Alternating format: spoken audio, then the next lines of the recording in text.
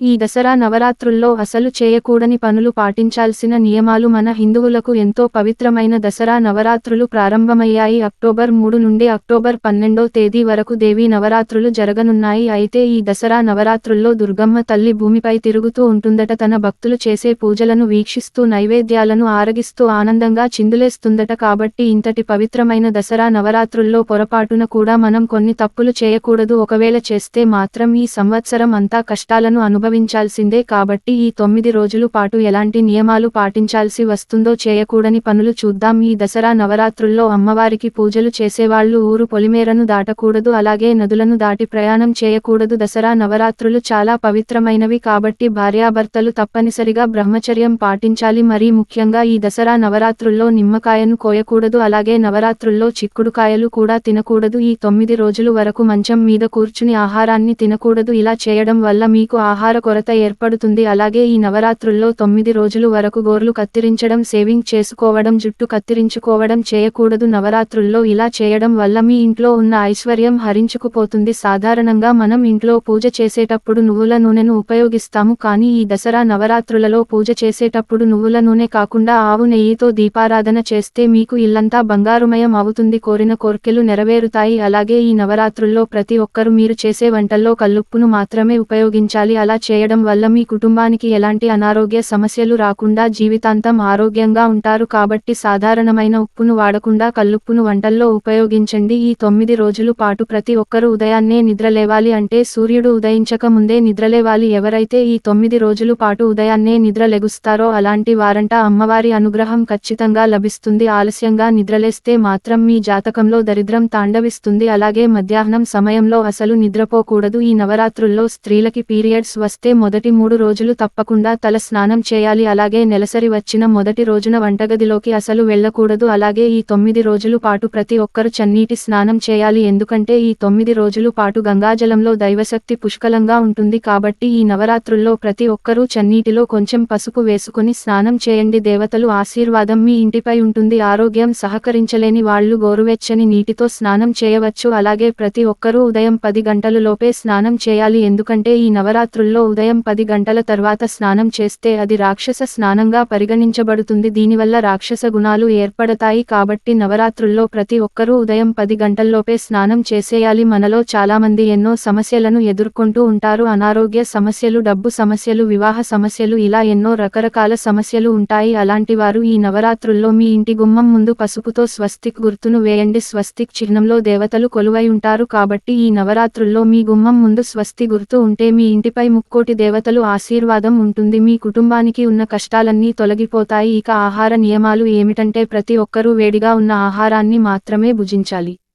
అంతేకాని చెద్దన్నాన్ని తింటే మాత్రం మీ ఇంట్లో ఖచ్చితంగా డబ్బు కష్టాలు ప్రారంభమవుతాయి. అలాగే 9 రోజుల పాటు ఉల్లిపాయ, వెల్లుల్లి, ముల్లంగి దుంపలు, అలాగే మాంసాహారాన్ని అసలు తినకూడదు. ఒకవేళ తింటే మాత్రం అనారోగ్య సమస్యలు వచ్చే అవకాశాలు ఉన్నాయి. పెళ్లైన ఆడవాళ్లకు ఈ నవరాత్రుల్లో జుట్టు విరబోసుకొని నట్టింట్లో తిరగకూడదు. అలా చేస్తే మీ కుటుంబానికి నష్టం సంభవిస్తుంది. పెళ్లైన ఆడవాళ్లు నలుపు వస్త్రాలను ధరించకూడదు. మనలో చాలామంది పూజలో తులసి ఆకులను ఉపయోగిస్తాము, కానీ నవరాత్రుల్లో మాత్రం తులసి దళాలు అసలు పోయకూడదు, ఎందుకంటే తులసి మొక్కలో లక్ష్మీదేవి కొలువై ఉంటుంది. కాబట్టి ఈ నవరాత్రుల్లో తులసి ఆకులను పోస్తే ఖచ్చితంగా ఆస్తి నష్టాలు సంభవిస్తాయి. పెళ్లైన ఆడవాళ్లు ప్రతిరోజు తప్పకుండా కాళ్లకు పసుపు రాసుకోవాలి. ఈ నవరాత్రుల్లో కాళ్లకు పసుపు రాసుకుంటే స్త్రీలకు దీర్ఘసుమంగళి ప్రాప్తి వరిస్తుంది, భర్త సంపద విపరీతంగా పెరిగిపోతుంది. అలా ఆడవారు మంగళసూత్రాలకు పిన్నిసులు ఉండకూడదు. మంగళసూత్రానికి పిన్నిసులు ఉంటే భర్త ఆదాయం తగ్గిపోతుంది. అలాగే నవరాత్రుల్లో దక్షిణ దిశ వైపు ప్రయాణం చేయకూడదు. దక్షిణ దిక్కు అంటే యమధర్మరాజు నివాసం. కాబట్టి నవరాత్రుల్లో దక్షిణ దిశగా ప్రయాణాలు పెట్టుకోకండి, లేదంటే సమస్యలను ఎదుర్కోవాల్సి ఉంటుంది. ఈ నవరాత్రుల్లో వచ్చే శనివారం రోజున తలకు నూనె పెట్టుకోకూడదు.